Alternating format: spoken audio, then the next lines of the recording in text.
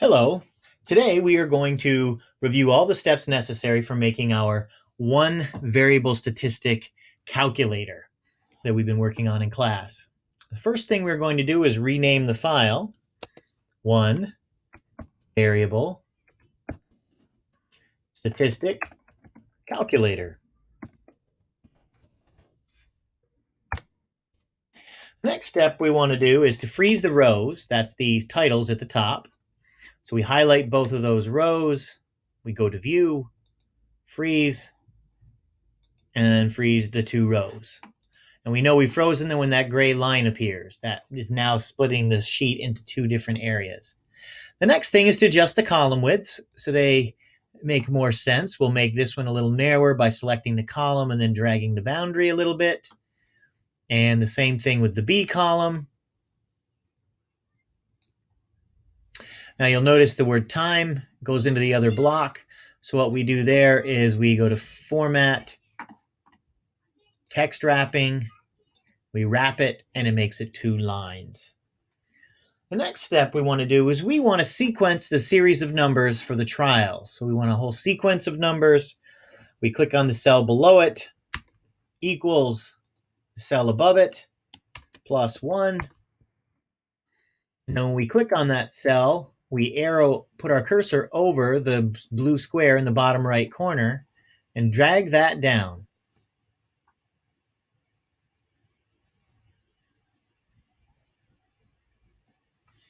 And it counts all 40 of those trials for us, so we know we have the right number of trials. The next thing we want to do is compute our statistics now from our trials. And the way we do that is like to start with the n, or the number of data points, and we type in the formula equals count, open parenthesis, and then we highlight our numbers. We hit enter, and you'll notice these two agree with each other.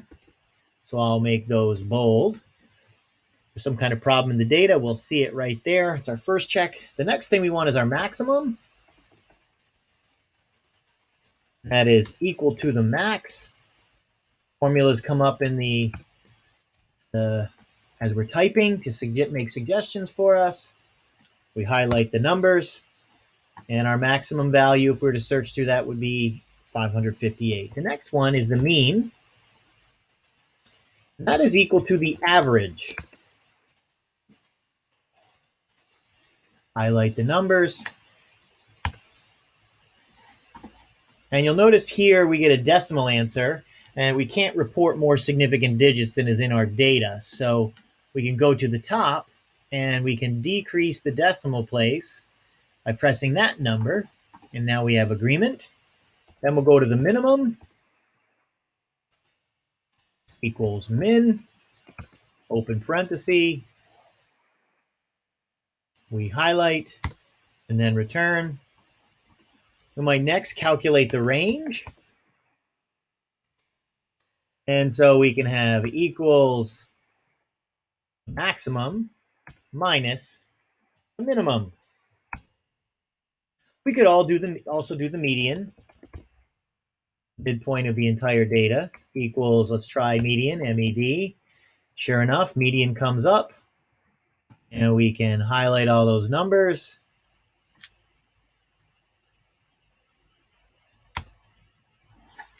Now you'll notice I selected the wrong cell, B2. It should have been B3, and I can go in and edit that, turn that into a B3, and we can have a mode. Equals mode, and that is the right formula, and we can highlight those numbers. So this is a few more than 5-number summary, but we get the idea here that we can perform these calculations quite simply. And I would suggest that it is these numbers here that are critical, very, very critical for us. And so maybe we'll change the color of those to a dark green or something, so that we know that those are the key numbers visually we're looking at. The numbers make sense. The mean is in the middle. The minimum is smaller than. The maximum is larger than. Well, the next thing we want to do is see if our values change with successive trials. Were we getting faster or slower? And the best way to see if that's actually happening is to visualize it in a graph rather than look at it as a table. So we select the data, and then we insert a chart. And the chart we want to insert is not a line chart. We don't make those in high school. It's a scatter chart, a scatter graph. So we just move that up here like so. And it's kind of a little bit hard to see, but the next thing we want to do is to make some modifications to this chart. So we've always got some basic data. If we ever want to edit the chart, we can click on those three dots. And when we get that, we go to Customize and Series. And the first thing we want to do with the series is to add a trend line. And so it's calculating the best fit line. We could change what type of curve it is, but a line is a great place to start. The label, we want the equation. So that's the equation of that line.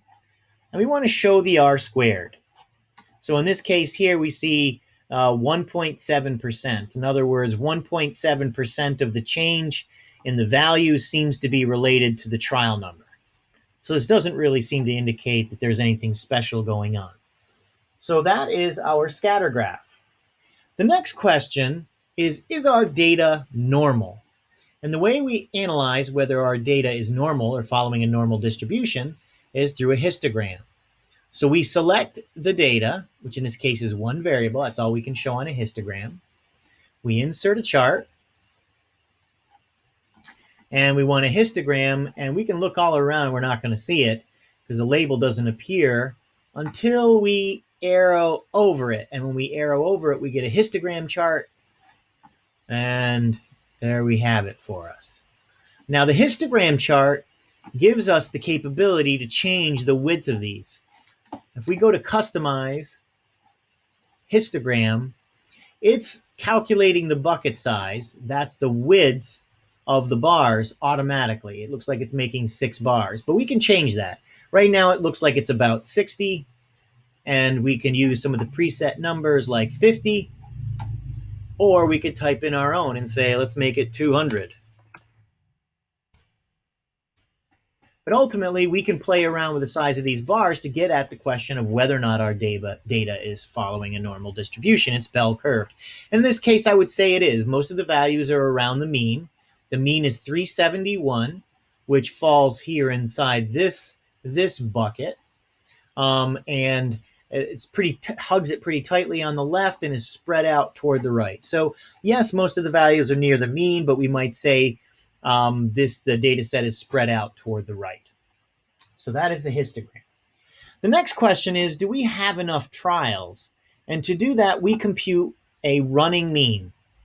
After each trial, what would the mean be?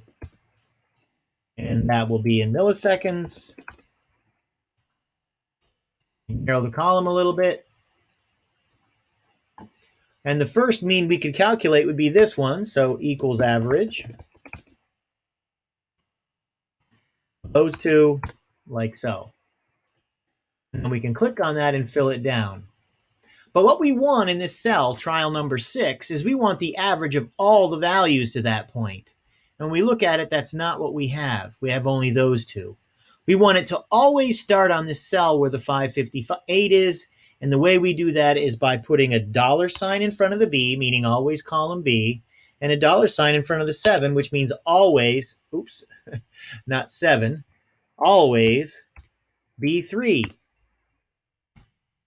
Now that gives us the right number. So we should actually adjust it up here first.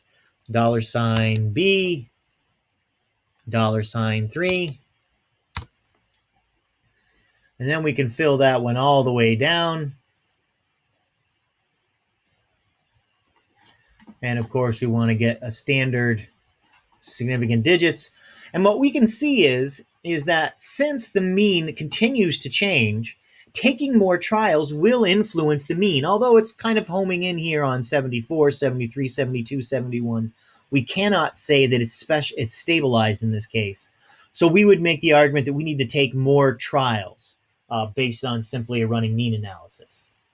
The next thing is we want to know, on average, how far is each measurement from the mean value. So if we're looking at the histogram here, are most values fairly close to the mean? We said the mean is 370. Are most values close to the mean, or are they farther away from the mean?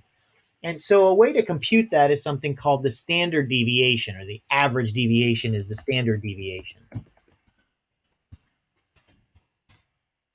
And I will wrap those. And the way I calculate that is I type in an equals, and I start to type in standard deviation, and lo and behold, there's a variety of different standard deviations, but we just want this simple one. I can tell you that's the case. So we calculate the standard deviation of this, like so, and it tells us it's 60.97. Again, the decimal place needs to agree. And so we see the standard deviation is 61. So what that means is, in this case, that we would say that our reaction time is 371 plus or minus 61 milliseconds. So that means it could be some number above 371 all the way down to some number smaller than that. And we actually want to compute that number. So we are going to insert a row above it. And this is going to give us the upper limit. And below the mean, we're going to insert a row there. Oops.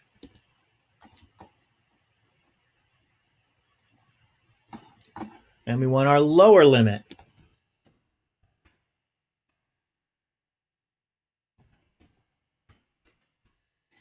And the upper limit is going to be equal to the mean plus the standard deviation, the average deviation. And the lower limit is going to be equal to the mean minus the standard deviation. And these actually are the numbers we really want right here. So I'm actually going to make those bold, and I'll even make them a darker green so they stand out even more. So these are the key numbers here. Most of the time, it turns out 68% of the time, our reaction time was between 310 and 432 milliseconds. 371 plus or minus 61 milliseconds. The last thing we want to see, since we know what the uncertainty is, then that's 61. The average deviation, the uncertainty is 61. The last thing we want to know is, how do we identify the outliers? So when we're looking at this scatter graph, we look at the scatter graph and we try to determine which of these are the real data points and which ones are outliers. Well, the way we can do that is we can put on error bars. And we go to Customize, Series, Error Bars. And we are usually never going to use, we're rarely, if ever, going to use percent. What we want is it to be a constant amount, and that constant amount is 61, that average uncertainty. And so you'll notice it automatically put those error bars on. And this best fit line basically goes through every error bar except for this point, that one, and that one. So of the 40 points the 40 trials we took, 5 of them, or about 1/8 of them, were outliers. Perhaps this one is outside the range too, so maybe 6.